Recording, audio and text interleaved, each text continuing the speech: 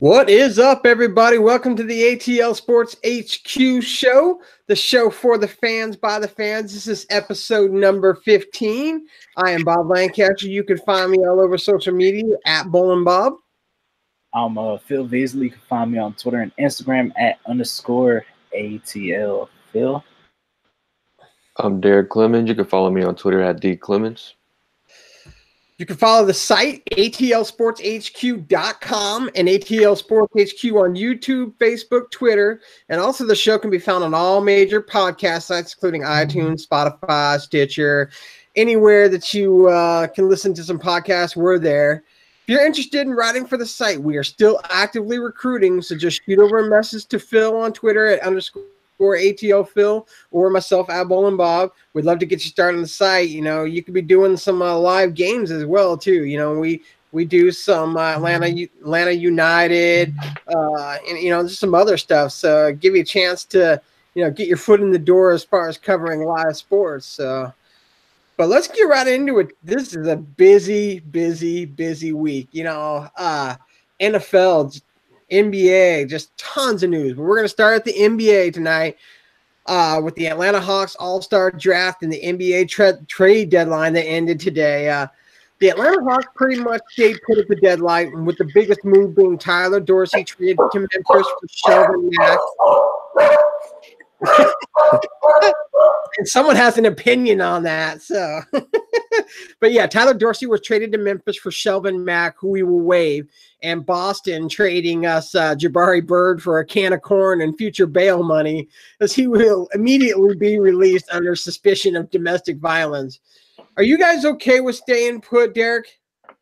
Yeah, I don't think it's a bad thing. I would have liked to see us move Lynn and Dedmon, since we will be losing them for nothing next season if we don't decide to re-sign them, and I don't think we will, because I don't think they'll be of use in the upcoming seasons. But it's really not a bad thing that we didn't. The team has been playing well recently, and it's always good to keep that chemistry and let the young guys learn from some of these vets. So it's never a bad thing to keep some of these vets, and I am very glad that we did not deal Bazemore. Yeah, Kent, big part of this team, but the more we went along, the less I was hearing Bazemore rumors, more along the lines of Lynn and Dwayne Dedmon. But Phil, man, are you okay with just staying put on this one? Yeah, definitely. When you're in this kind of situation, you can't just make moves to make it. Nobody wanted to give us what Travis Slank wanted, and that's flexibility and draft picks. Everyone pretty much either wanted us to take on bad salary, or they wanted pieces that we weren't willing to give up. So why make moves just to make them? Travis Slank is confident in our ability to get talent anywhere in the draft. He's not worried about getting the number one pick, which we still have a very good chance to do, just as good as any other team, pretty much. People are failing to understand how the draft lottery works. Even in its old format, you only had a 25% chance of getting the number one pick if you were the worst team in the league. That is now down to 14. And people are acting like either New York or the worst team is just automatically going to get the number one pick, or that there's never been bust, or that there's never been stars drafted not at the number one spot. If we end up picking 5th, 6th, 7th, I'm fine with that. I'm confident that Travis Slank will be able to draft us a star anywhere. He's hit 2 years in a row. How can you not, be encouraged by Travis and the drafting? And, we've done very well, for a rebuilding team. With the name being moved, Tyler Dorsey, are you surprised by that move? This one kind of came out of nowhere. Didn't hear his name mentioned at all. I wasn't surprised at all. The writing was kind of on the wall. Tyler Dorsey, in order for Tyler Dorsey to succeed in the NBA, he will have to be an elite shooter. 36%, when that's the only thing you're good at, is not going to cut it. Yeah, he definitely struggled. He seemed to be picking it up okay in Erie, but it's a whole different ball game in Erie than Atlanta. Different strength. So I think he'll fit in well in Memphis. I do think he'll get a shot with Memphis. I don't think he would have ever gotten a shot. Obviously, if you're not up now and are with a rebuilding team, it's clear you're not in the future of the Atlanta Hawks. So, but it just kind of came out of nowhere. And like I said, we'll never see Shelvin Mack, because he'll be waived. But I'm okay with staying put as well. There just wasn't a need to make a move. We're not a piece away from contending. So if any move was to be made, I've definitely made it known that I'm a big fan of Markelle Fultz. So I was hoping that a move would be made for him. But unlike a lot of people, I knew what it was going to cost. You're looking at a guy 2 years out as the #1 draft pick in the league. And so you had to expect that there was going to be a first rounder in the mix. And so I figured that what it would take from us to get him would have been that Mavericks protected pick. I thought that would have had to have been the opening. And then I actually thought that Tyler Dorsey would have been a name also thrown into that as a secondary piece. But I knew it would cost a first rounder. It turns out that the asking price was high, at least that Orlando was willing to give. We'll talk about that here in a little bit, but but yeah, I'm okay with that. I mean, you're looking at two guys who have been, in Bazemore and Jeremy Lin, who have been crucial to the leadership aspect of leading this young team. I would have hated to lose Jeremy Lin. Dwayne Dedman, I'd be surprised if he sticks with the team. I expect him to get bought out. Yeah, I just don't see him sticking around. But yeah, Jeremy Lin, I'm really glad that he's here. I would like to make a move to bring him here a little longer, maybe for another year or two. Don't think it'll happen, but I'd be okay with that. What were you gonna say, Phil? I was going to say it could happen. It would be a good move. You need that veteran, steady leadership behind any young point guard. I believe that's where we went wrong in Schroeder's first year as a starter. I think that's where we kind of went wrong because there was really nobody behind Schroeder to hold him accountable. Your dog is obviously a fan of Jeremy Lin. All right, so we'll get to the All-Star teams now. The All-Star teams have been picked. Let's go over the rosters. Hold on, I got to pull it up real quick here. I have it. Team LeBron will be Kevin Durant, Kyrie Irving, Kawhi Leonard, James Harden, Anthony Davis, Klay Thompson, Damian Lillard, Ben Simmons, who in true LeBron fashion was traded to Giannis's team, Karl Anthony Towns, LaMarcus Aldridge, Bradley Beal, and his good friend Dwayne Wade. One thing I happen to casually notice about Team LeBron as we're going over there is Kevin Durant, free agent, Kyrie Irving, possible opt-out, Kawhi Leonard, possible opt-out, James Harden, probably not leaving Houston, Anthony Davis, yeah, probably a good chance that he could end up with LeBron next year. But Klay Thompson, possibly could end up with LeBron next year. Did you guys pick up on that at all, Derek? Yeah, I mean, I found it funny. I just think LeBron was trolling with that. He just wanted to make things even more interesting with all the hype going around in the media.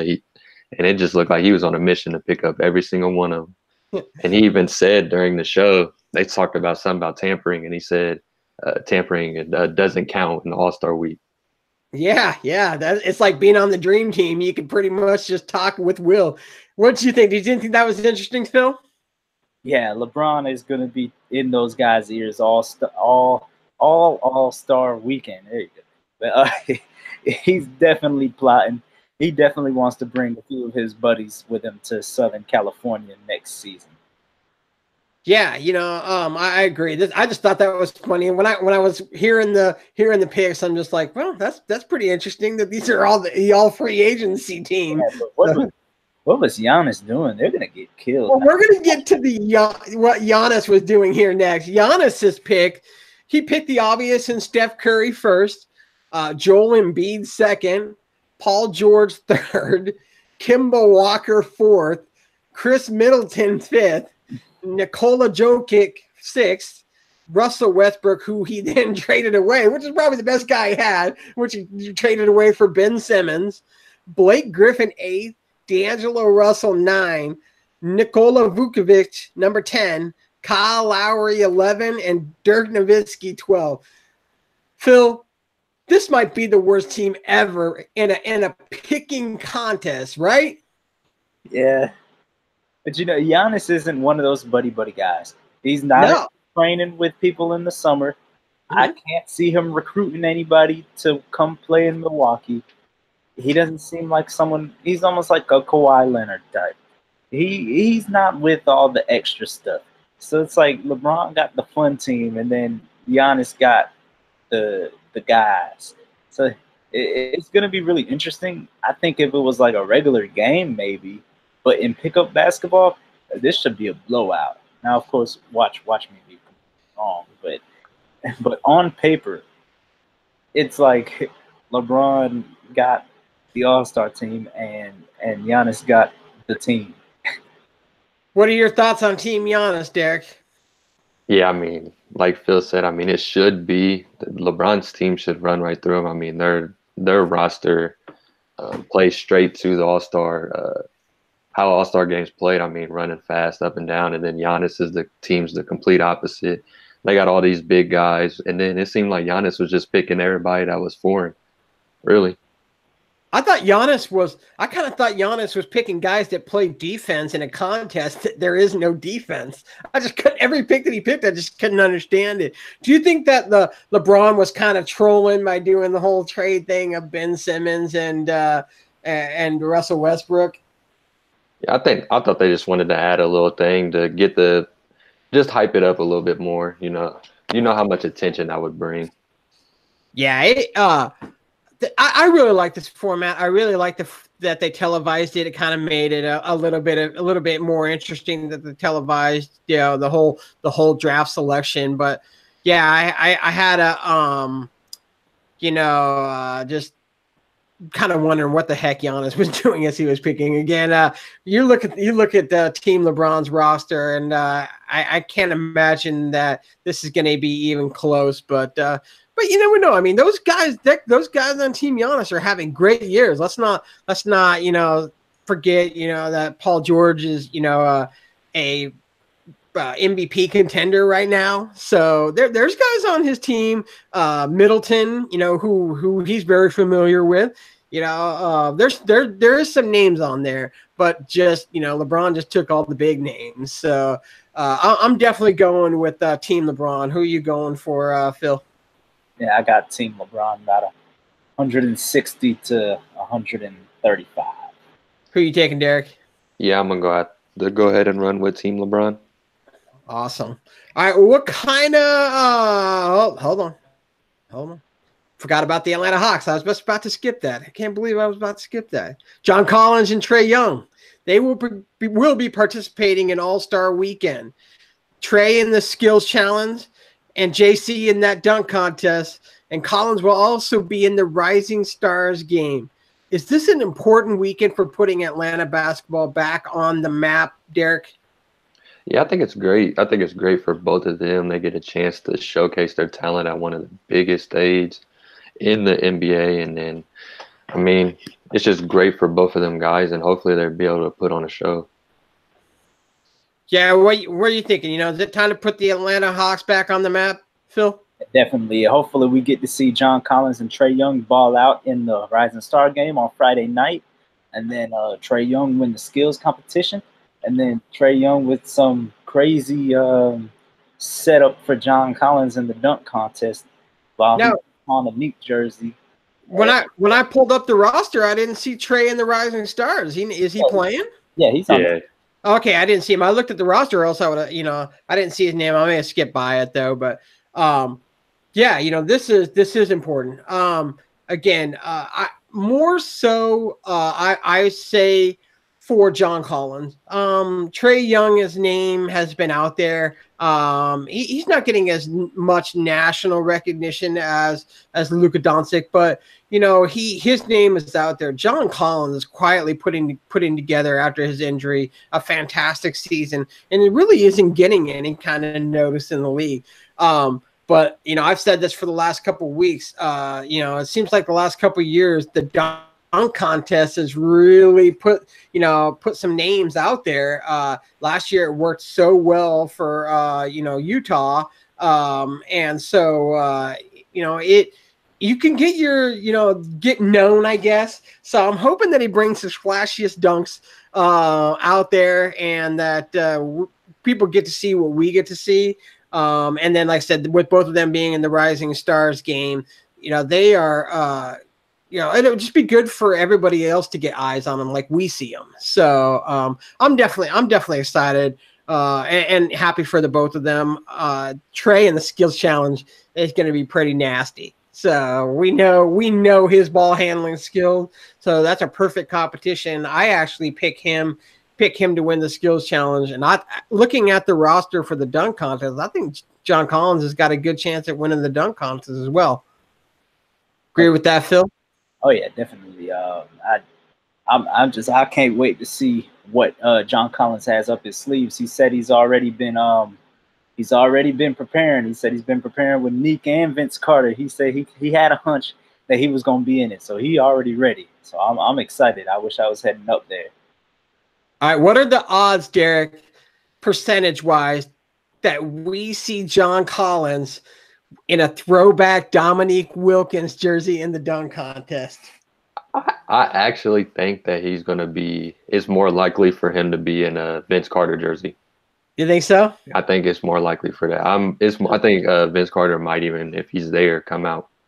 Well, normally the last couple of years they've had one where you partner up in the dunk contest, and so you know, I think that'd be kind of cool if he did kind of do something with Vince Carter. And I don't know if Vince Carter's even going to be there or not, but you know, if he is, it'd be kind of cool to see them do something together.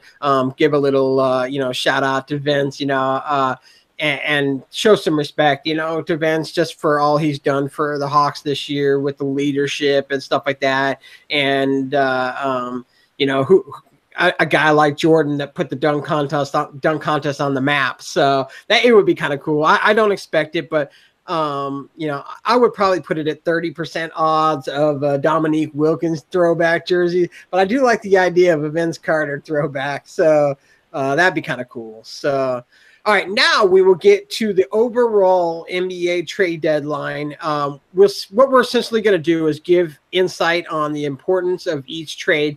I'll just go down the list and, you know, just for thoughts on the trade and stuff like that. Phil, I'm going to start with you on the first one, which I consider to be the biggest one. Kristaps Porzingis, Tim Hardaway Jr., Courtney Lee, and Trey Burke to Dallas Mavericks for Dennis Smith Jr., DeAndre Jordan, Wesley Matthews, and 2 first-rounders. What are your thoughts on this deal? Man, Dallas has set themselves up nicely. How many years did they even have to go through a rebuild? How many years were they out of the playoffs? 2 or 3? That's about it. Yeah, they've definitely set their future up nicely. I really like the deal for them. Not sure what New York is doing. Well, obviously they're bottoming out, but it's like they've been bottomed out for like 11 of the past 12 years. So I'm not exactly sure where they're going with this. It's not like KP was old. You didn't have to trade him yet. I would have let him come back healthy. You had, yes, THJ was overpaid, but you had sort of that youngish core. I think they're a decent team when KP was healthy. So I don't understand, but they did get 2 first-round picks out of it. The picks won't be good. Well, I mean, they'll be decent, but when has New York shown any competence when drafting or anything like that besides the KP pick? And also, when if their management sucks. They think they're gonna get 2 max guys. I can't see it. I don't care if it's New York. I don't care if it's heaven. I can't see anybody signing there this summer, anybody big. I don't care what kind of rumors are out there right now. Kyrie and Anthony Davis are not going to New York. I can guarantee you that. You can save this video and send it to Stephen A. Smith. Derek, what are your thoughts on this deal? Yeah, I mean, it was a great deal for the Mavericks. I mean, they're setting themselves up with a good young core and Luka and KP. And then they also, I mean, THJ, he can help a lot because, I mean, he's just a flat out scorer and he'll get them buckets when they need them. So it's going to be pretty interesting to see what happens next season with their roster. I think they're not done yet. I think they will still make some more trades in the offseason to get better and try to make a playoff push next season. Yeah, my thoughts on this one are we're right along with you guys. I think this is a great deal for Dallas. You know, KP is, you know, he's an impact player. I mean, just a high draft pick. He's kind of had a little bit of injury problems, but when healthy, he can be, you know, his ceiling is high, I guess. I just don't understand the New York Knicks. I just, again, you know, I'm never sure if they even know what their plan is ever. I mean, it seemed like that they were going to build around Porzingis, and then that went by the wayside. And then it seems like that all they're good for is giving Tim Hardaway Jr. contracts, and then him, you know, him doing other things and just getting paid by New York while he does them. But the surprising part to me, honestly, is other than the Knicks not really listening to offers, it didn't seem, this just kind of happened quickly, I was really kind of surprised that the Dallas Mavericks gave up on Dennis Smith Jr. so quickly. Last year, he was all the talk about being the future there. And then I thought the pairing of him and Doncic would be a great pairing. It did not prove to be that, you know, great at all, and it would end up being actually a horrible pairing. And it was obvious that Luka wasn't going to be the downfall of that, and so, you know, Dennis Smith Jr. found his way elsewhere. He could be a decent player for New York, but the thing is that, you know, with nobody to play around him, is it really going to matter? I mean, it's just when I first thought this trade and how quick it happened, I thought, man, does New York have like a commitment from someone that, you know, they want to come to New York to play, you know, like a Durant or something like that?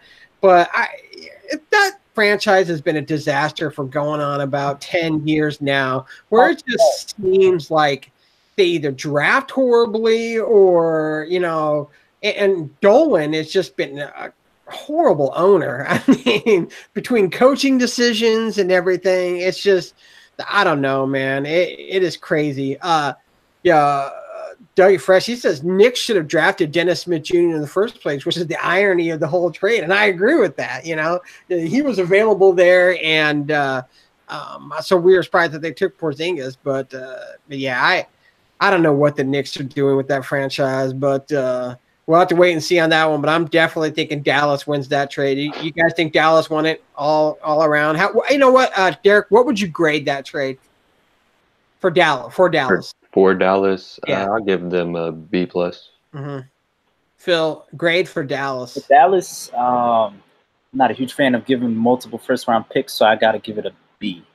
Mm-hmm. I'm right along with you, Phil. I give it a B just because there's a lot of first round picks in there. You never know how those are going to turn out for New York.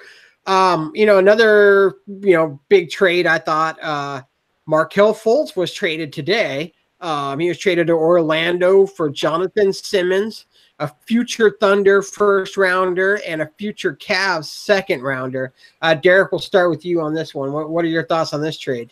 I think this is good, especially for the Magic and Fultz. I think we'll see. I think hopefully after he gets in the whole entire offseason with the Orlando medical team and their coaching staff, I think he'll be able to finally get comfortable. It's a new environment. I just think it was never going to work out in Philadelphia. And I think this is actually a perfect opportunity for him, a team that isn't asking to win now. They have all the time in the world. And I thought that was always the main thing, is give him time to find out what he's going to be in the NBA and continue to heal his shoulder or whatever else is wrong with him. So I think it's really good for him, and I'm excited to see what he will be next season with him after a full off season with him. Phil, what do you think about this trade? Yeah, I like this for the Magic. They desperately needed a point guard. Hopefully he can be their point guard of the future. He just needs some time and a new environment and some new people around him to get well. And hopefully, clear whatever is going on with him. Hopefully he can clear that up and get things rolling. Yeah, my thoughts on this one are a little surprising what the Magic had to give up to get him. Jonathan Simmons is a very underrated player. And then having to throw in a first rounder with it as well. I had mentioned on Twitter that I thought that the Hawks would have had to given up a first rounder for him. Would have been that Dallas protected pick. But yeah, being a big Markelle Fultz fan like I am, it's good to see him get a new start. It wasn't going to work out in Philly. I don't know what happened there. I don't know, if it's medically or if it's mentally. But we're going to figure it out, in Orlando, because the pressure of him being the number one pick and being in Philly is now off. You're no longer, now you're considered damaged goods and somebody didn't want you. So now it's all about reproving yourself without having that pressure. I think Derek, put it good where, he'll get a chance to, grow with Orlando, where they're not expected to be a winning ball club right now. And, maybe, like I said, just getting his head clear and starting with a new team, and, we'll get him back to why he was the number one pick to begin with. So I'm happy for him. I'm glad he got out of that situation. So, and then I hope that he turns it around. I wish he would have turned around here in Atlanta, but, again, I knew that what we had available for trade was never going to be, good enough. I mean, no one's going to take Lynn and Dedmon for Markelle Fultz. It's just not happening, So I knew it'd take either one of our young guys or like I said, that pick. So, but yeah, good for him. And I do think he's going to rebound, because like I said, I saw that shot, 1 year in Washington, and I know what he's capable of. So, let's get to the next one. Let me jump down here. We're going to go to the Clippers trade Tobias Harris, Boban Marjanovic, and Mike Scott to Philly for Landry Shamet, Mike Muscala, Wilson Chandler, and 2 future firsts and 2 future seconds. I'll start with you, Phil, on this one. What was Philly doing here? This is a big amount for one guy. They're going for it this year. They think they have a chance. They see the door open. They see the kind of going on with Boston. They're going for it now. What do you think, Derek? Yeah, I agree. I mean, when LeBron left the East, you could just tell how teams skyrocketed to try to get better so they can be the new kings of the East. And I mean, this is a right now situation for them to get 4 players like this, bringing in Tobias. I mean, I think it's a great move, because, I mean, why not try to win and try to make it to the finals? And I think they have a legitimate chance if they could find a way to play well together. And then I also think it's a good trade for the Clippers too. I mean, they are in LA, obviously, and I think they have a better shot of getting some of these big names that might be in the free agency this season. And they got picks, and then Landry Shamet, he's a great player. I think he can turn into a fantastic shooter later on in his future. So I think it works for both teams. Yeah, I agree with you 100%. I thought this was actually a pretty even out trade. Tobias Harris quietly having a great season out in LA. Yeah, really, I mean, he's over 20 points a game. But yeah, and very quietly. You're not hearing his name anywhere. I wasn't sure if he would be moved, but good pickup by Philly. You could tell that they are trying to go for it this year. this is a good year to do it in the East. So it seems to be pretty wide open. But like you said, Landry Shamet is an interesting name in here. We know with the future first that there's a possibility that those could be great, but Landry Shamet is no slouch. I mean, that was a good pickup for a young rebuilding Clippers team now. Moose didn't stick around. We'll talk about him getting traded again. So, and then Wilson Chandler, obviously, he's near the end as well. So, but 2 future firsts and 2 future seconds is a pretty big haul. But like I said, a lot of people don't realize that Tobias Harris is quietly really, really good this year. So I definitely like this trade for both sides. I don't really think there's a clear winner yet. So we'll just have to see how the playoffs go for Philly. And Tobias is on the younger side, and I think Philly has a legitimate shot of re-signing him next season too. I agree 100%. I would think that you would almost have had to talk to him and his agent to see if there could be a chance of a commitment before you're giving away 2 first rounders as well as Landry Shamet. So this was one deal that I really, really liked that worked out good for both teams. Phil, were you going to say something? Do they have money? Well, yeah. Simmons and Embiid are young. Yeah. I mean, they supposedly have a chance to sign both Butler and him, but I don't see Butler staying, and I think they'll be able to pay Tobias. Yeah, that's again. We'll have to wait for the future on this one to see if this ends up being a really good deal for Philly. But I like it for right now. When you're trying to make a push towards getting to the finals, he could be that quiet impact guy that you need to get yourself over. He fits right in on that offense too. But speaking of trades that might push you to the Eastern Conference Finals, Memphis. Who a lot of people really thought would be trading, a lot of their bigger stars. Bigger stars in Memphis aren't exactly huge stars elsewhere, but Mike Conley's name was thrown out there quite a bit. But they did trade Marc Gasol to the Toronto Raptors for Jonas Valanciunas and Dion Wright, CJ Miles. Yeah, whatever that guy's name is. I knew I'd butcher at least one name today. His just happened to be it. So, what is it? DeLon Wright, CJ Miles, and a second rounder. How do you like this trade for Toronto, Phil? I like it for Toronto. It's an upgrade at that position. Not by much, though. And Marc Gasol, he's really getting up there. I hate the trade for Memphis. Yeah. If you're gonna commit to a rebuild, what are you doing getting that Jonas Valanciunas and stuff?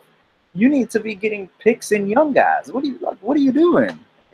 I would have forced them to give up Pascal Siakam or something. I don't understand. If you're gonna rebuild, you got to commit to it. I don't like it for Memphis. Derek, what you think of this one, man?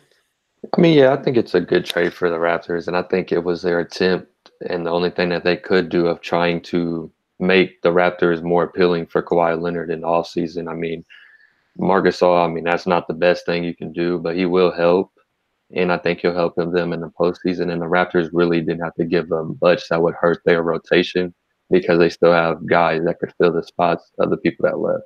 So I think it was good for the Raptors. And how much of an upgrade is this version of Marc Gasol than Jonas Valanciunas in the first place? It's a solid upgrade, and Valanciunas, he's been hurt throughout the season and stuff. So I guess having someone that's healthy. I'm gonna go with what are the Raptors thinking? I'm sorry, not with the Raptors. What are the Grizzlies thinking? I mean, if you're gonna give up, a guy like him, I would be asking for a little more in draft prospects or something. Like he said, someone younger. I don't understand this. I like it on the Raptors side. Even if you're getting a older version of Marc Gasol, he's still a good player. And he'll help depth wise for Toronto down the stretch. So, I like it. I definitely think Toronto wins this one. I think hands down.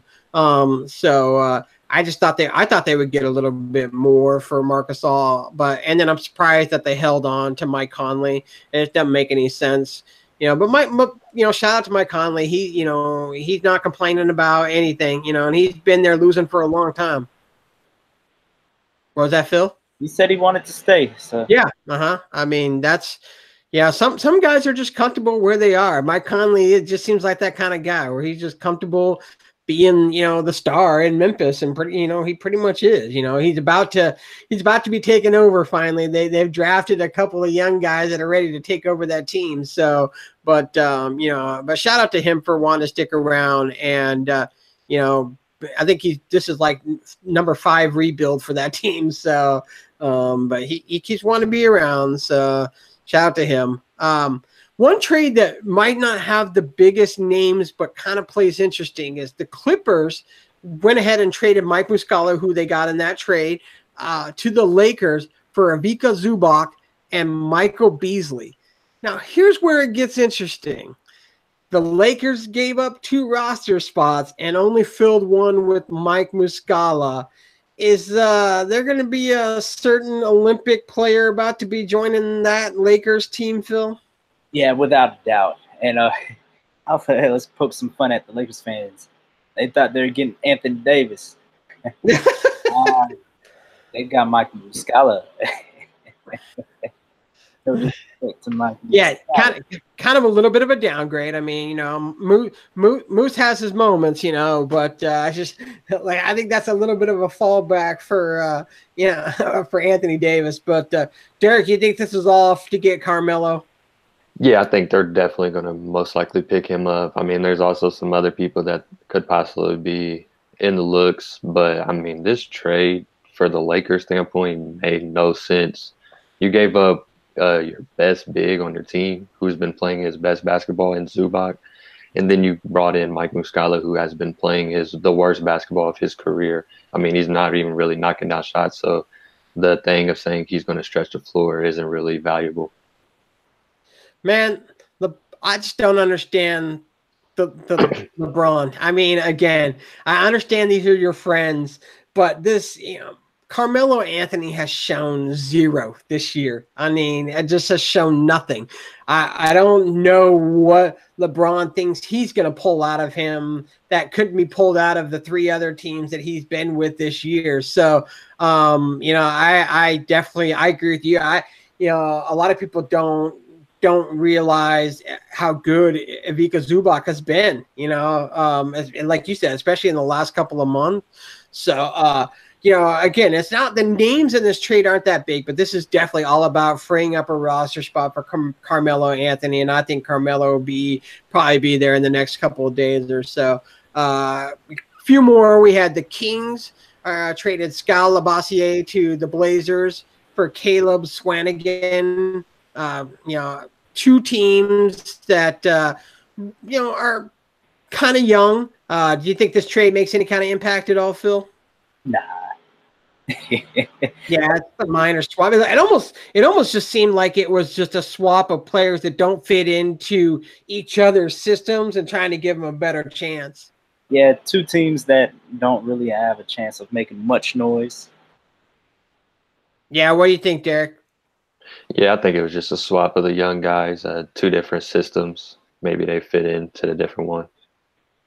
All right, and then we'll get to the Pelicans. They trade Nikola Mirotic to the Bucks for Mirotic. I'm sorry. Jeez, I'm killing it today, aren't I?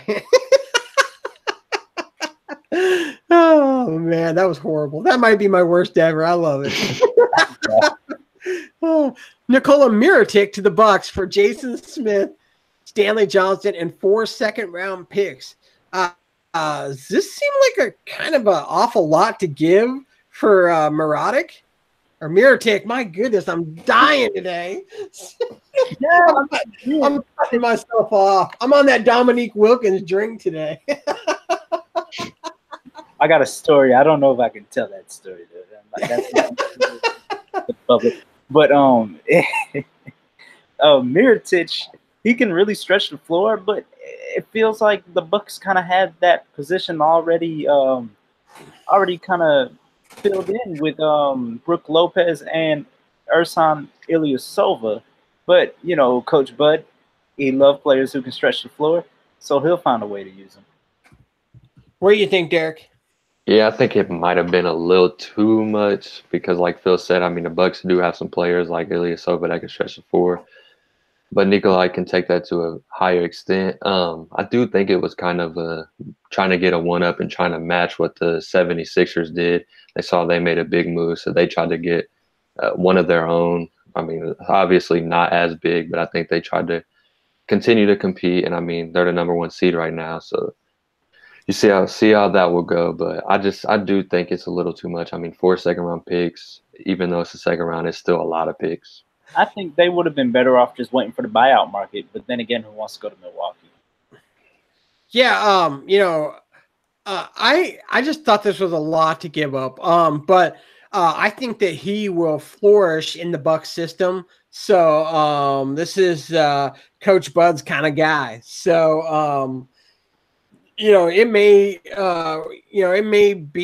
end up being a great trade. Again, depth purposes for that team. But I agree with the fact that I think they did this just because they had to answer to the Raptors making a move, the 76ers making a move. It's kind of had to do it to keep their fan base happy. But I'm moving on from this trade now because I don't want to have to say that name again. So now on easier times here. Dallas. Yeah. Dallas. Last night, which in a kind of a funny scene, because dude was in the middle of the game, trades Harrison Barnes to the Kings for Justin Randolph, who's not going to play a game for the Mavericks. So, what did you guys think about that trade, Derek?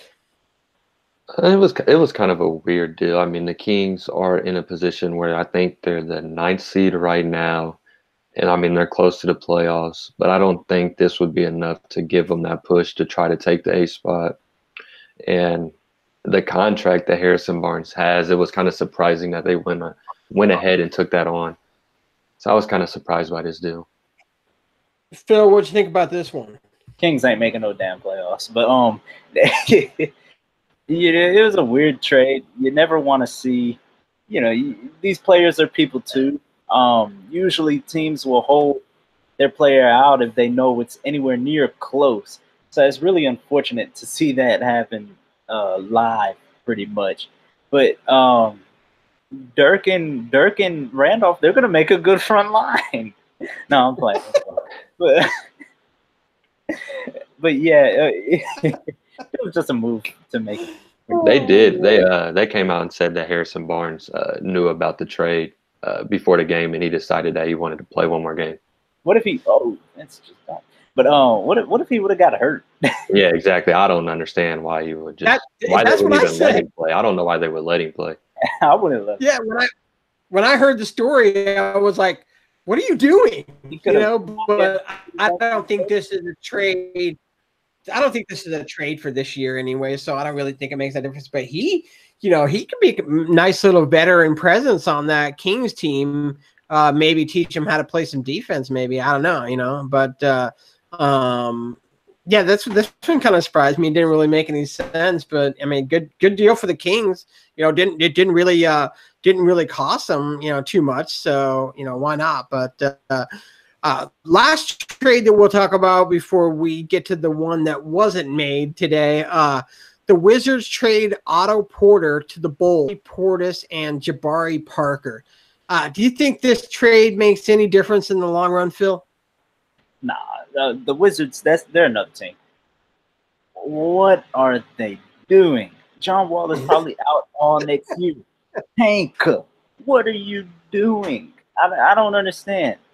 So then you trade your third guy, but you still have Bradley Beal there kind of hanging around. So what are you doing?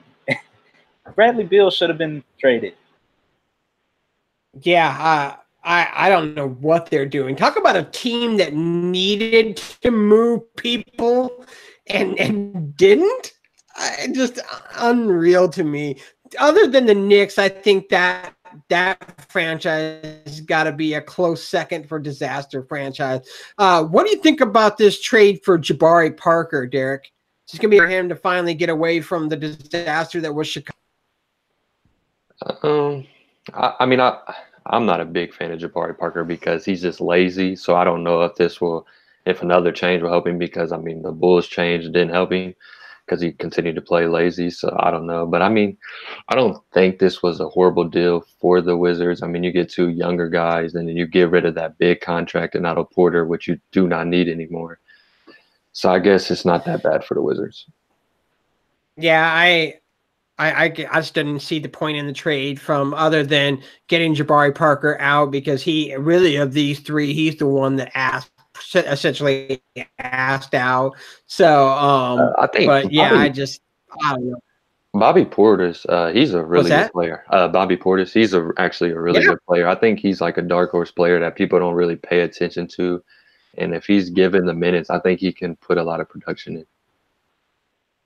Yeah, in this deal. Again, he doesn't get a lot of love in Chicago, so it'd be, he's not. Let's not act like he's going to get a lot of love in Washington either, But I was surprised the Bulls put him in this trade. So, but that's going to do it for talk about trades and stuff like that. But let's get to a trade that didn't go down. Anthony Davis went absolutely nowhere. Phil, what do you make of this situation going on? Yeah, I think New Orleans' asking price was understandably very high, and no team other than the Lakers was willing to pretty much mortgage their future to make it happen. And New Orleans had no ambition to get it done with the Lakers, which is understandable. They, I don't know how to word this, but they were not going to let LeBron run the NBA's business. Yeah. They essentially said LeBron tampered with us. No, we're going to tamper with him, and I'll get to that when I talk about it as well. So, but Derek, man, what are you making of this situation that's happening there? I think that was part of the Pelicans' scheme for trading him in the offseason. I think they wanted to see what the Lakers were willing to give up to get Anthony Davis. So they're just kind of playing their cards. And I mean, they've been talking consistently with the Celtics and trying to make them give up, Jason Tatum and give up a little more. So I think I think coming into the deadline, they most likely probably really didn't have didn't really think they were going to end up giving up Davis yet until the offseason. I think they were just seeing what they could get. Yeah, this is going to be an interesting story going further down the line. Essentially, what I'm hearing out of this is that New Orleans never had any intention of trading him to LA whatsoever. This was strictly to get back at LeBron for tampering. And how they did that was publicly releasing the names of the people that would have been involved in the trade on the LA Lakers side to cause a divide in the LA locker room. It looks like that may have worked. But on the flip side of this, I'm going to say that I think they've already worked out a deal with Boston, but not able to announce anything with Boston yet because Kyrie is that special type of player. I really don't understand how that's worked. I've tried to read and figure out why they can't have both Kyrie and Anthony Davis on the same team. But yeah, I think that he's going to go to Boston. Can't have two Supermax guys. Okay. And then, but what I've been hearing is that Anthony Davis may be filing a complaint with the NBA Players Association against New Orleans for essentially retaliation on him and the Lakers deal, because he says that what the Lakers offered was more than enough to to send him to LA. But my thing is, you're under contract till 2020, bro. Deal with it. Yeah. I think it got confirmed that was a false claim and that he didn't have any intention of doing that. Oh, was it? Okay. Yeah. I haven't heard. That's just last what I heard, but I'm just thinking it's 2020, you're under contract till 2020. You can't do nothing. I mean, if they want to sit you on that bench for 2 years and not let you play a game, that's their right. You signed that deal. You know, I don't care if your contract, I mean, if your agent is LeBron's agent, you know, I'm getting sick and tired in the NBA of people not playing out their deals and pushing them, you know, pushing to get on teams that, you know, that they want to be on before their contract is up. If I'm, you know, if I'm New Orleans, I'm sending him to wherever I feel fits best. And if that's Jason Tatum, that's Jason Tatum. So, and I think that's who it's going to be. And I think that Jason Tatum is going to end up being the big deal. And I like him a heck of a lot more than I like Lonzo Ball and Kyle Kuzma. So that, you know, that's going to continue on through the offseason, but I don't think they're going to keep him obviously until 2020. I do think he'll be moved in the offseason, but you'll have a little more options there to try and trade him. So, but we will move on now to the NFL and the Falcons. Super Bowl 53 in the books, or as we like to call it around here, the not Super Bowl. And the Patriots are on top again, winning perhaps the dullest Super Bowl ever, 13-3. How good was the event for the city of Atlanta, and does this increase the odds of the city getting put into a Super Bowl rotation, Phil? Yeah, I definitely think Atlanta will find themselves in that rotation. It was just an amazing thing to see the city just in celebration mode for a whole week. You know, everybody out partying, having a good time. Everybody, all the lights extra bright. You know, everybody was out just having a good time. It was just it's really, you know, I love this city, and it was really great to see the city that hyped up and enjoying itself. And you know, there was no major issues. The weather stayed nice. It was a beautiful weekend. You know, so it was just a beautiful thing to see. I really, really hope that the Super Bowl will be here every 6 years now. Derek, what you think about the event for the city of Atlanta? And like I said, do you think this increased the odds that we get another Super Bowl here? Yeah, I think it was good. I mean, everything that I've heard, I mean, is that it was a good environment. All the events went well, and I mean, one of the best stadiums in the country. So I mean, why not? And I definitely think they built a case for it to be in the rotation. Yeah, I thought this was great for the city of Atlanta. There was very little traffic hiccups. I mean, there was a few. Saturday, I heard downtown was a grid, but that could be any time here in Atlanta. You figure we added in that many more people here. It seemed like a lot of people really took advantage of MARTA, took advantage of Uber, and so you know there was less cars through downtown. And again, as far as Tuesday, where you know there was a predicted snow and ice storm here, never came to fruition. But the city of Atlanta and the state of Georgia did a great job of preparation. There was not going to be Snowmageddon Part 2 here with the Super Bowl guys here in town. So I do think we will see the rotation. The stadium is absolutely beautiful. So and it just fits the needs of what the NFL looks for when it comes to hosting a Super Bowl. There's plenty of event arenas outside of the Mercedes-Benz, so you're able to put on your secondary events like the NFL Honors. They had the flag football game that was at SunTrust. There was just a lot of good events. It was a fantastic time. And I was happy for Atlanta. Would have been better if the Falcons were in it, but you know, not too bad whatsoever. But let's get to the game. You know, at whatever game we saw there. But we talked about all week about New England offense, and it was New England offense that got the job done. But still, now that you look at it, it's still 6 rings for Tom Brady. Phil, is the argument over, man? Is he now the GOAT? Yeah, in my opinion, the argument's been over since 2 years ago. But this just cemented it. Six rings, just incredible. You know, he obviously didn't have to do too much in the 13-3 game, but he did what he had to do. He got it done. He won. 6 rings is 6 rings. Derek, man, are we done arguing? Is he the man now, the GOAT? Yeah, I mean, he didn't even need this to solidify himself any. I mean, he really didn't, because he did not play well really at all. It was tons of missed throws by him. I mean, the first possession, he threw that high ball to, I forget who it was, but turned into an interception. And I mean, just all game, he really didn't play well until when it mattered at the end when he threw that pass to Gronk and marched him downfield and they scored a touchdown. Yeah, I think the argument's definitely over.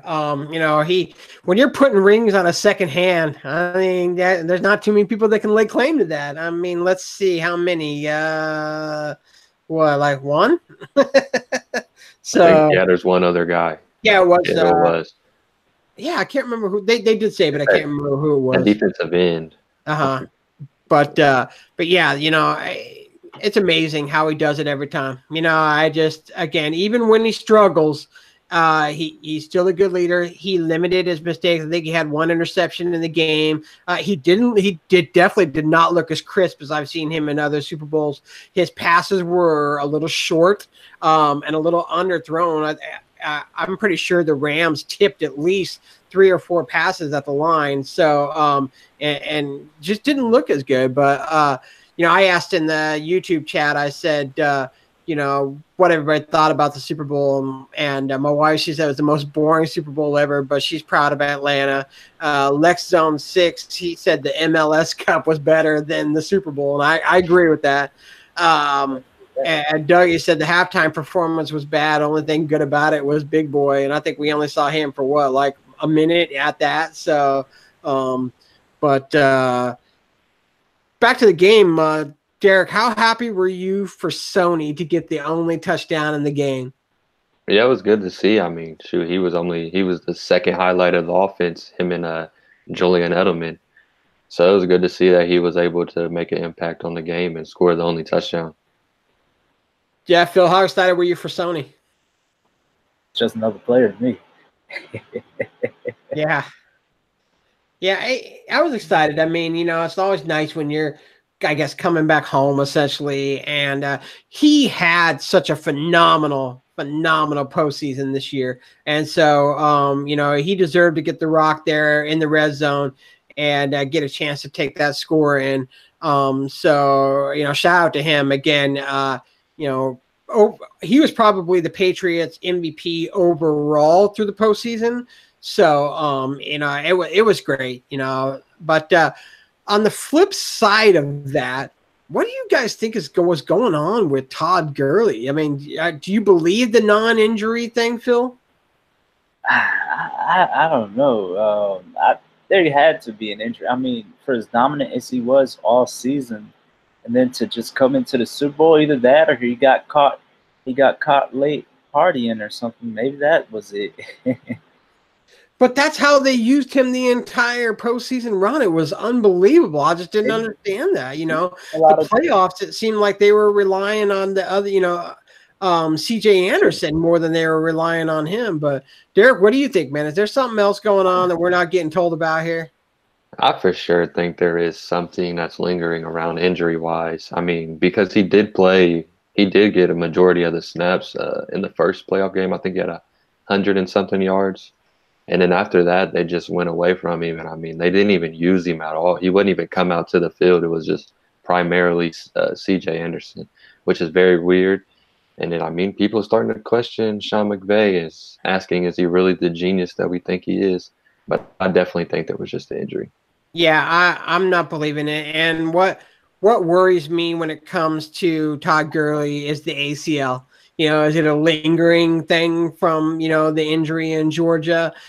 Anytime that, you're dealing with a knee, I mean, and it's something that never fully, you never really fully recover from it. So I just don't know. I mean, again, I can't imagine that you're paying a guy that much money to be your number one, and then you go away from him after he was one big reason that they even got to the point that they did. I mean, Gurley and the Rams defense really led them to this point. So it's just mind-boggling. Lex on 6 in chat, he said either Gurley was hurt or McVay just overcoached, which could very well be. You're trying to one-up Bill Belichick here in the Super Bowl.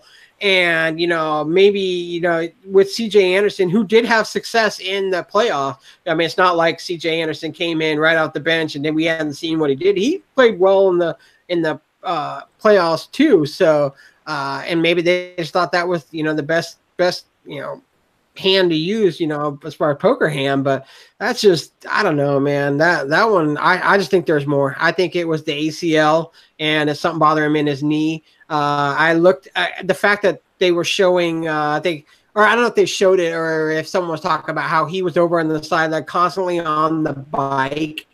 Maybe there was some tightening up in the hamstring or something. I'm not sure, but I just can't believe that that's what, the offensive plan that they went with. But, you never know. But let's get to Jared Goff real quick before we end this one. I'll start with you, Derek. Is he the worst Super Bowl quarterback of all time? I wouldn't say all that because I guarantee there was probably worse than him. But, I mean, he just didn't show up, and, I mean, nobody really did. I mean, everybody played bad. And he made those unforced errors at the end of the game when they had a chance to tie it up or even take the leads, and he just didn't show up. And, I mean, we talked about it last week. We all see him mostly as a game manager, and that's not what he did. And he just didn't really show up, and it's proven to the point that where he's not it for them to be successful. What do you think about that, Phil? You think he's the worst Super Bowl quarterback ever? Nah, there's been worse, and Goff will be back. I think the LA Rams, they'll all be back. So he'll have a chance to redeem himself. Look, it was just a lot of nerves. Very young player, young coach. He didn't have them ready. So it is what it is. They had a great season. They have great talent. They have a great future. They'll be back. Yeah, this was pretty bad. I don't want to toot my own horn, but the last 2 or 3 shows that we've done, and we talked about this Super Bowl game, I put it this way. If he was able to manage the game, the Rams had a very good chance of winning. But if he had to be the impact of the game, they were done, because that's just not his game. I mean, he's not a guy that's going to take the ball and lead your team to victory. He's never been that guy. He's still a young quarterback. I mean, and so I knew when they didn't get the Rams, the Rams couldn't get anything going on offense. And I was like, uh-oh, now he's got to step up, and that's just not, he's not ready for that kind of performance yet. But I don't think he's the worst ever. I mean, Trent Dilfer was pretty bad. Yeah, he got a ring, but he just got lucked out by Ravens defense. Kerry Collins, that was a good one. But yeah, they'll be there again. I mean, that's coming from someone where the Rams are in the division of the team I like, that they'll be there again. They've got a good enough defense. Sean McVay will learn from this. He's a good head coach. So I don't know if they'll be back next year, because sometimes you get that Super Bowl hangover. But they'll be back. They'll be fine. So let's get to some Falcons news real quick before we cut off on the NFL. The Falcons make some not surprising and very surprising cuts. Robert Alford cut and immediately signs with Arizona. What are your thoughts on that, Derek? I think it was the right thing to do, but it also is unfortunate to see him go. I mean, he's done some good things for Atlanta. I mean, just think if they weren't blew the lead, he would have been looked at as the hero after the pick 6 on Tom Brady. So, I mean, I think there was a lot of things in his career where he did do some good things. But it's not surprising that he was cut. I'd seen this kind of come, and I think a lot of Falcons fans did. And good luck to him in Arizona.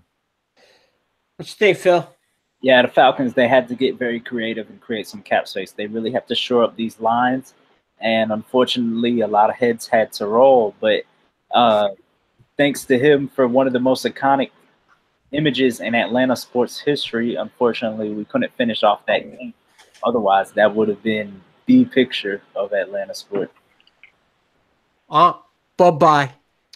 I don't like this guy. I never have, never will. You talked about the one play that he's known for. I think that's about one of 3 plays I ever saw him make in an Atlanta Falcons uniform. Bye-bye. I'm happy he's in the NFC West, so now we can throw the ball, to him, twice a year as well, But I'm not a fan. I've made it well known that I don't like him. They regress. The cornerback position regressed so bad. And then there's people behind him that are ready to go, rookies that so his salary wasn't needed. I know I'll take a lot of flack for saying that about Alfred, but I mean, you two both know that I'm not on that bandwagon whatsoever. So, I mean, good luck to him. I mean, again, maybe, getting away from Atlanta and, that might do well for him. But I'm thinking that we're going to see a draft of a cornerback as well. It better not be in the first round. It better not be DeAndre Baker, but I feel that it is going to be that. So it wouldn't shock me at all. But my boy Doug, he says Mr. Pass Interference is finally gone, and that's why I don't like him. So what are your thoughts, Phil, on Brooks Reed? Yeah, just another one, just unfortunate, but it's what we had to do. Gotta get creative. We need the space. Yeah, Derek, what do you think? Any surprise on Brooks Reed? No, I'm not surprised. I mean, we didn't use him as much, but he did. When he played, he did make some big plays. But I'm not surprised with this. I actually don't like this move. I understand it because he was making money that was good for cut. But on a team that needs depth, he was a great depth piece. I really wouldn't be surprised to see them come back around to him if he's not immediately picked up, to see if maybe they can get him on a lesser money deal. That one just kind of surprised me for depth reasons. Now we'll get to the most surprising, to me at least. I don't know if it was surprising to you. We'll find out here in a second. Matt Bryant. What are your thoughts on that, Phil? Look, I know a lot of people were losing their mind. What's the end goal? The end goal is to win a championship. Like I said, we had to get creative with cap space. The man's 43 years old. He was starting to have injury problems. We had to do it. It had to be done. Yeah. Derek, what are your thoughts on this one, man? I was surprised, but I do think it was the right move. I mean, that's not the vibe that most Falcons fans have been given, is because, I mean, everybody loves Matt Bryant because, I mean, he's been one of the most reliable guys on our team for many years. But like Phil said, I mean, he's 40-some years old, and he got hurt last year, and you just don't know what's going to happen. And, I mean, you need the money to sign better players that is going to have a bigger impact. And, I mean, there's younger kickers. We can always find a kicker. Might not be as reliable as him, but it's going to be all right. I'm surprised, but I don't know why I'm surprised, because the minute that they kept two kickers on the roster through the end of the season should have told me right then and there that Matt Bryant didn't have a future in Atlanta, but I just never put two and two together there. So it did surprise me, and I think it surprised me because he is responsible for so many wins for the Falcons. But I hate living on the past. And so I kind of get on myself for, oh man, I can't believe the Falcons did that. He made a lot of money for a kicker. So, and that is money that needed to be freed up. Not like Tavecchio was disappointing last year. I think he was 5 of 5 on field goals. He's a good kicker and costs way less. I don't know. My worst fear when it comes to Matt Bryant is that he goes to Tampa Bay now, and it's going to come back to bite us when we need a win here. And Matt Bryant's going to come out with a field goal for Tampa Bay, and then stick it to us, because his tweets on Twitter have been kind of hinting towards that he's going to remember getting released by the Falcons. So one thing that is interesting to me is that being a Seahawks fan is that we need a kicker too. So I would love to see them kick around bringing him in, but I don't think we have the money to do that as well, because we're short on funds as well too. We're kind of in the same boat as the Falcons, so I don't think it's going to happen. But I do think he's going to end up in Tampa Bay kicking for them, and I think he'll do it. He'd sign there a little bit less just to kind of stick it to Atlanta. So All right, let's get into some Atlanta United talk before we end this show. The United are blowing through the preseason right now, looking fantastic. Give us a quick update of what's been going on with the team this week. Yeah, they've just been kicking butt and taking number in the preseason. They beat Seattle 7-1, beat Tijuana, a Mexican team, albeit they're backup, but the Mexican League is above MLS. They beat them 6-1, and then our reserves beat Cal State Fullerton, a college 1-0. They've been training out in Cal State Fullerton. It's actually been raining a lot. You know, you expect sunny Southern California. That hasn't been the case. But this team appears to be taking off exactly where they left off. And I know it's just preseason, but it's been a beautiful thing to see. Joseph Martinez has 7 goals in 2 games. Yes, 7 goals in 2 preseason games. That's just incredible that he can find that motor that quick after only an offseason that lasted well less than 2 months. We look like we're ready to go. 2 weeks from right now, we'll be playing in Costa Rica, Mexico, somewhere. We'll be playing somewhere not in America in the round of 16 of the CONCACAF Champions League. That'll be Thursday, February 21st. But also, you know, Miggy's not here. New coach Frank DiBiore is here, but it really looks like we're taking right where we left off. All the new acquisitions look good. Yes, we're gonna miss Miggy, the best player in MLS, but we still have the best striker in MLS. We have the South American Player of the Year now here. Marco has looked better and more matured so far this preseason. So let's see how it goes. I really think so. I think we could be the Warriors of the MLS. Do you think that they have a shot at winning that CONCACAF Champions League? No MLS team has ever done it. I know. That's what I'm saying. They could be the first. Toronto came very close last year.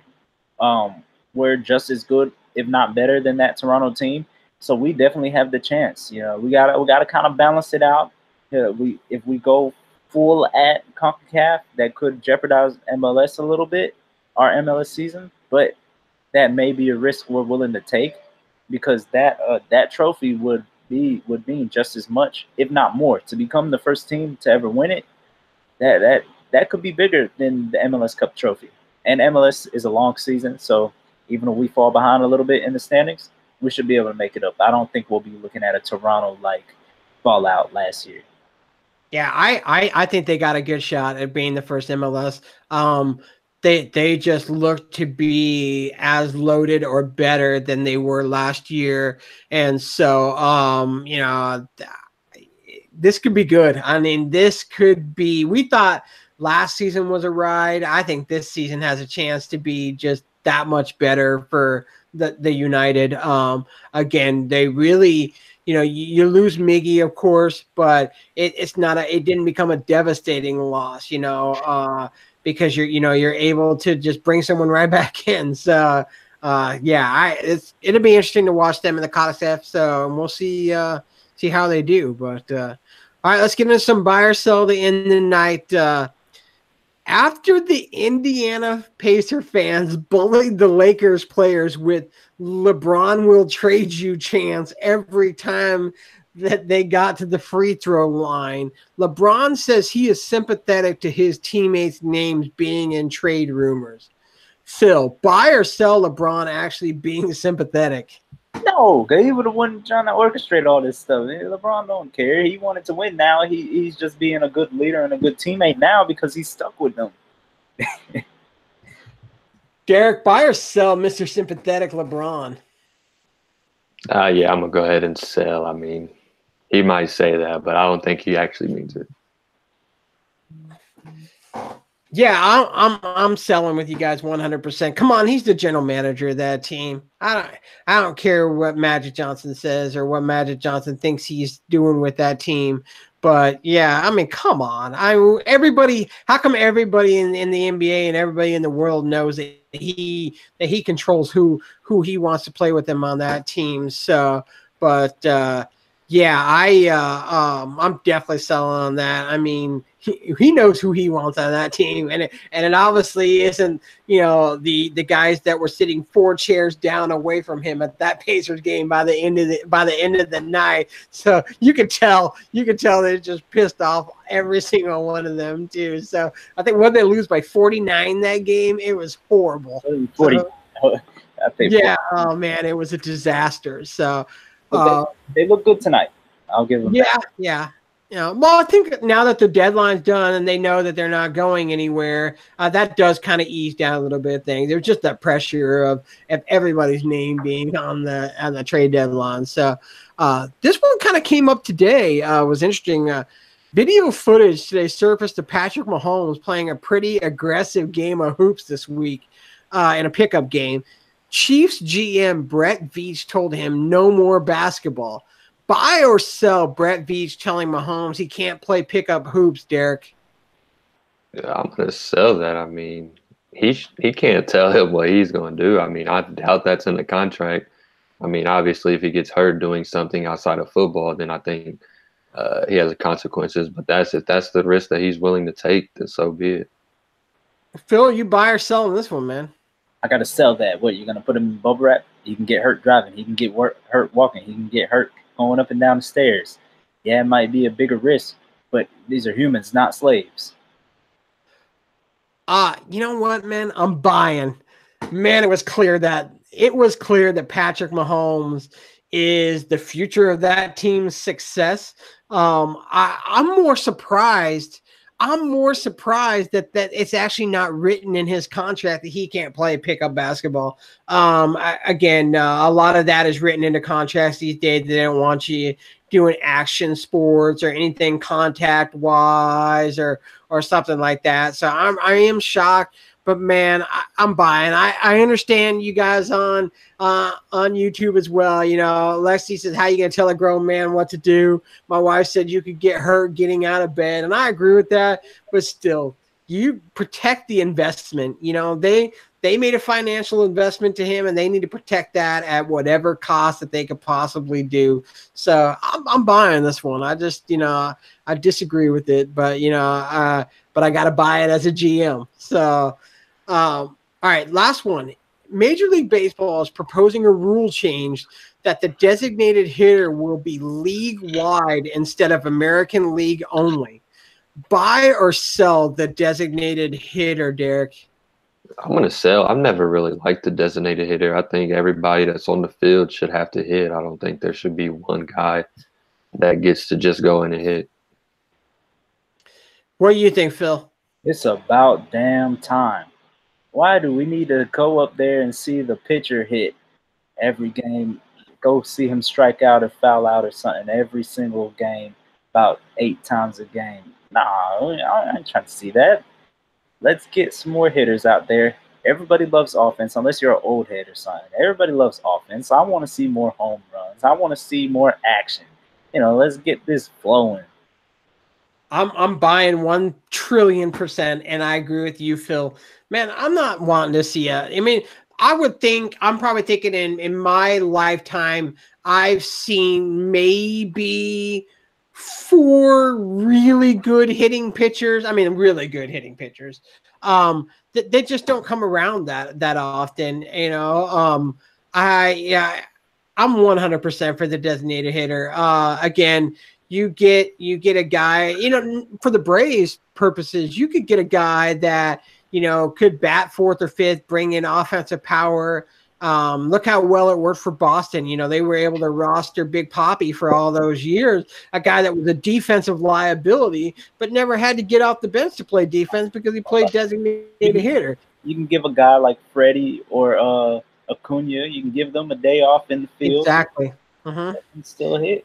Which is what they do in interleague games. You know, they use those interleague games when they're playing in the American League parks to give a guy like that a rest day who still wants to be in the lineup. They did it for with Nick Markakis quite a bit, so he could play all 162, but he ended up just being a designated hitter in the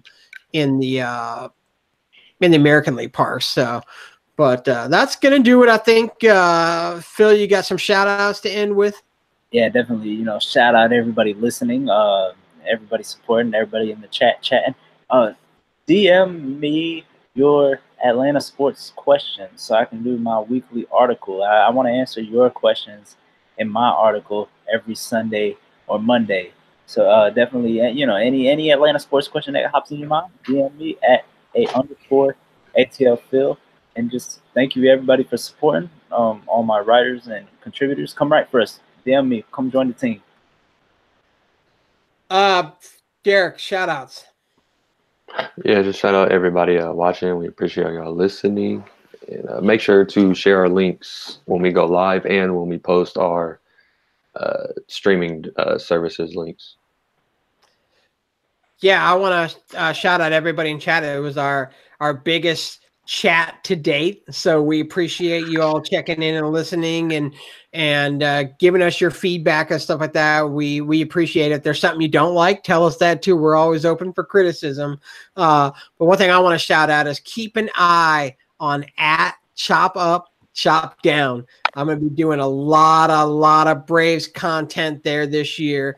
And we got some big news incoming on the Chop Up, Chop Down page. So, you know, with me having the credentials for this year for the Braves, you're going to be seeing a lot of insider stuff, things that you may not be able to find out from other sites. So definitely keep an eye on that. Again, it's @ChopUpChopDown. All right, I think that's it, guys. Thanks for listening to the ATL Sports HQ live podcast, and we will see you guys next week.